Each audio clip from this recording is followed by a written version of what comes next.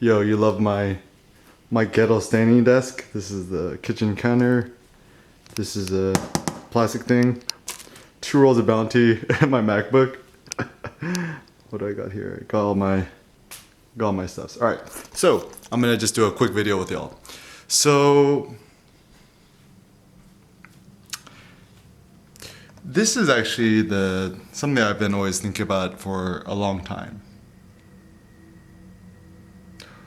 Why do we feel like our tools aren't good enough? So this is kind of an important, interesting thought because, okay, I'll be real with y'all.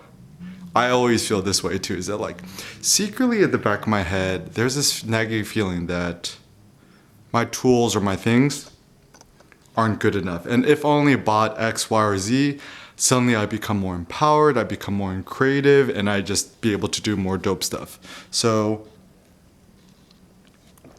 first of all, let's try to diagnose this feeling that like what we have isn't good enough, at least for our creative tools. So there is kind of some truth to it. So for example, I'm recording this on a Ricoh GR3. I love this camera to death. I consider it the best camera in 2020, the best camera in the world, at least for stills. And I would genuinely say that having the smallest, most powerful camera is legitimately better for your artistic creativity. But beyond that, whatever. What I mean to say is, so like once you have the world's best equipment, then what? Then obviously the goal is for you to just create.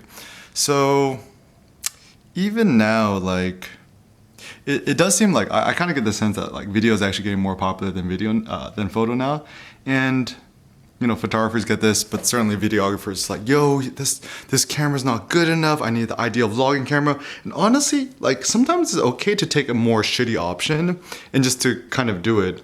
So maybe the way we could change the culture is kind of make lo-fi kind of a cool thing. So apparently like even like A$AP Rocky, like one of his photo shoots, they use an iPhone 4 to shoot the whole thing, and apparently the old school smartphone look is coming in, and also the old school CMOS DSLR look is getting back in, which is hilarious. So maybe like what we gotta do is, like, let's say you have bad or shitty equipment or whatever, maybe kind of make it a cool thing. So for example, like, people want to print out their photos, make it look all fancy, blah, blah.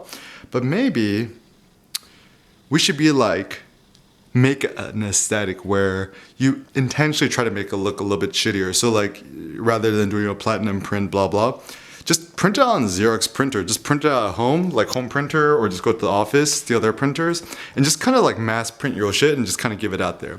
And to me, the reason I love this is that it's so much more empowering, because if you really think about capitalism and consumerism, this is generally how it works.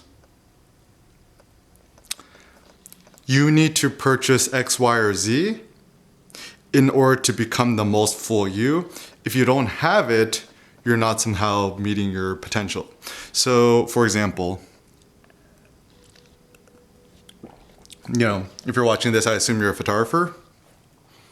Photography is your passion, and this is how you make great images, and this is how you make your artwork. But it feels like, if I only just bought camera X, Y, or Z, or had that lens or whatever, then suddenly I become so much more inspired and creative. And that actually isn't really the case. Is the best way to be more creatively productive as a photographer and be more inspired or whatever, is you'll have the smallest camera possible, whether a Ricoh GR3 or an iPhone Pro. Just go out in public and just walk a lot. Walk a lot, just don't even force yourself to take pictures.